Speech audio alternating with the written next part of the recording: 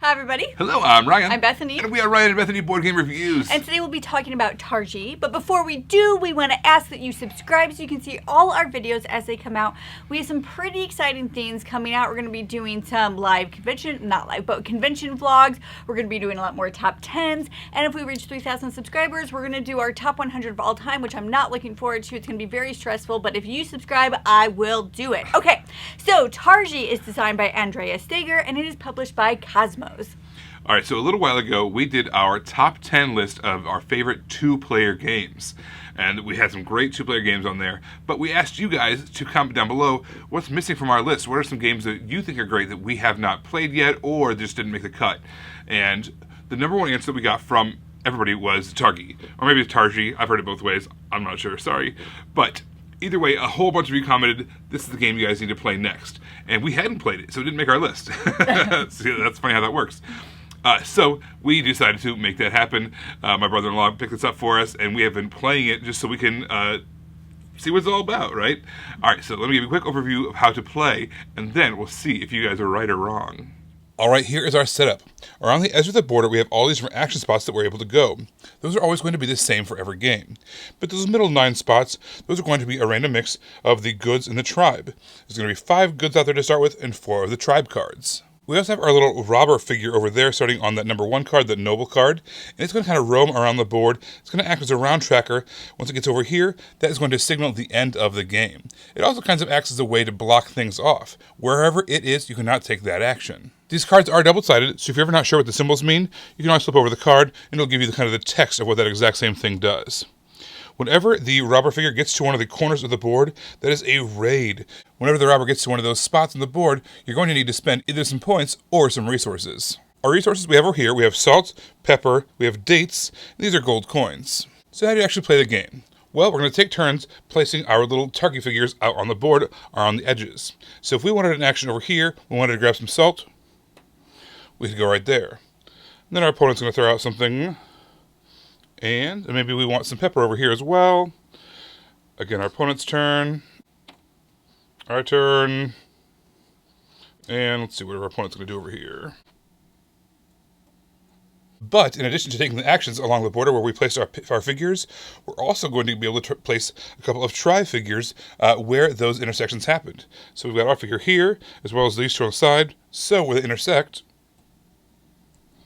we'll put our tribe figures, and we'll be able to take those actions as well. Now, whoever's turn it is, they're going to remove all of their pieces in whatever order they choose and take the actions as they take them off. So maybe we take some salt, and some pepper. This is actually a really nice one. This is just a gold coin over here. But when we take one of the actions from the middle, what we're going to do is we are going to get rid of that and replace it with a new card of the opposite type. So that was a good card, so we're going to replace it with a tribe card. Similarly, this is a tribe card. We have to pay the resources along the top here, and in exchange we get this benefit. In this case, this is just victory points. However, some of the cards also give you special abilities as well. And similarly, we're going to replace it with a good card because it was a tribe card. As you can see, you can get a little fiddly as you're moving cards around. Things get messed up quite a bit. Now the blue player, they take their actions as well in whatever order they wanted. Once all actions have been taken, now what we're going to do is we're going to move the nobles onto the next spot, which progresses the game, and now we're going to flip over all the face-down cards.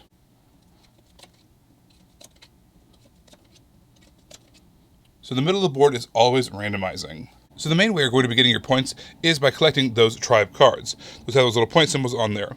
However, there are some cards that give you points outright, and over here you have an opportunity to turn in some resources for points, which can be very nice, especially if you've been stockpiling resources. And speaking of that, you do have a limit. You can only ever have 10 total resources in your stock and up to 3 gold coins. There are also some tribe cards that might give some points as well.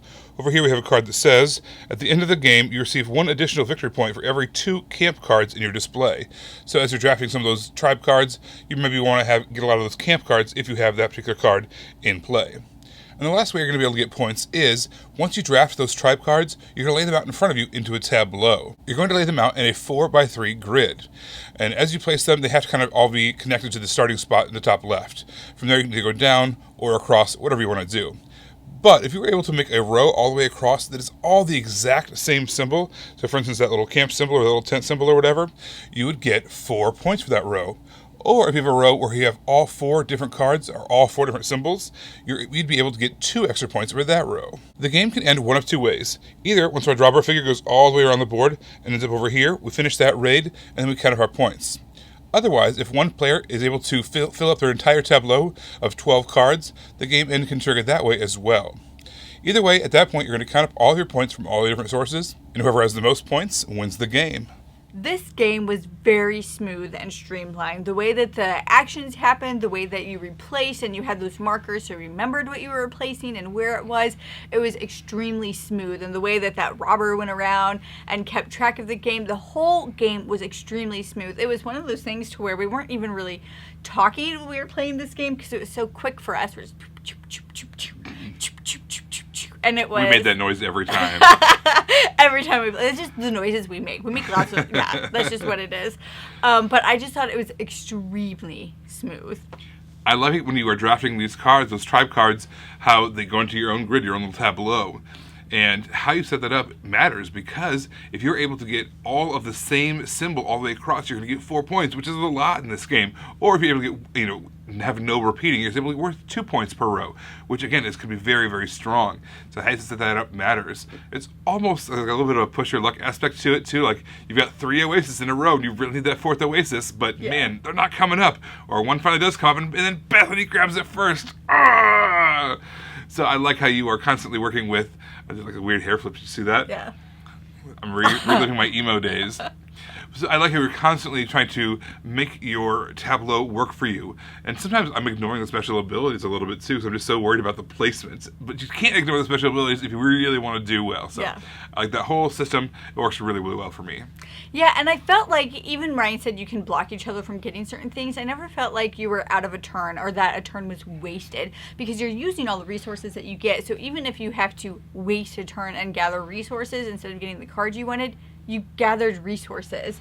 Like I never felt like I couldn't do something. And even if I had a plan or if I wanted something specific, sometimes it would just take me another turn to do it. So I really like that even when I was blocked, this game allowed me to pivot, allowed me to do something else. I never felt like I was wasting any of the turns that I had.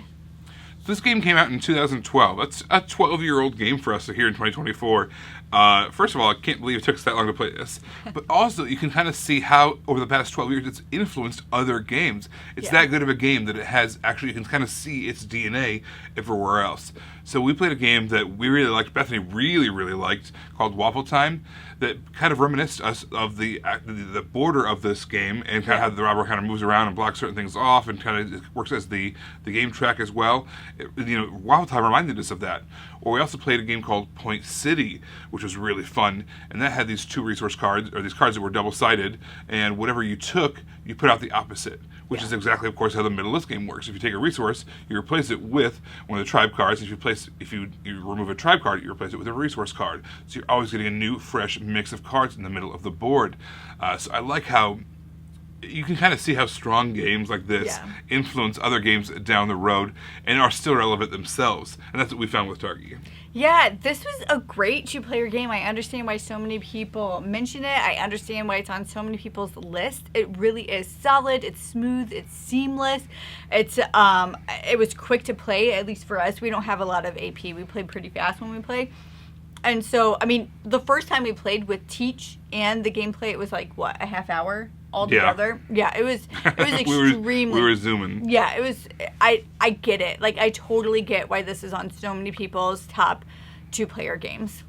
Yeah, so you guys, I'm going to thank you guys, first of all, for the great suggestion. This is one that you guys, we would not have played without you guys, and now we obviously own it and play it. Yeah. But also, it's on BGA, Board Game Arena, so this is a game that I play with my brother-in-law quite a bit, and... yeah, it's funny to see how a game that we did not own and did not even put in our top 10 now probably would be on our top 10. Or I guess it's hard to say, right? Because there's that was a great list that we made. But either way, it's a fantastic suggestion. Thank you guys. And be sure to comment below any more 2-player games you think we should be playing, because y'all know what you're talking about. Everybody, thank you so much for watching. Don't forget to subscribe so you can see our videos as they come out. Until then, you can find us in all of these places. Yes, thanks for watching. We will see you next time. Bye. You guys, thanks so much for watching. This game was provided to us by a publisher in exchange for a fair and honest review. And if you want to see more stuff, check out over here to see something we think you might like. And over here, we think that YouTube has picked out a great video for you you're going to love. Thanks, guys. We'll see you next time.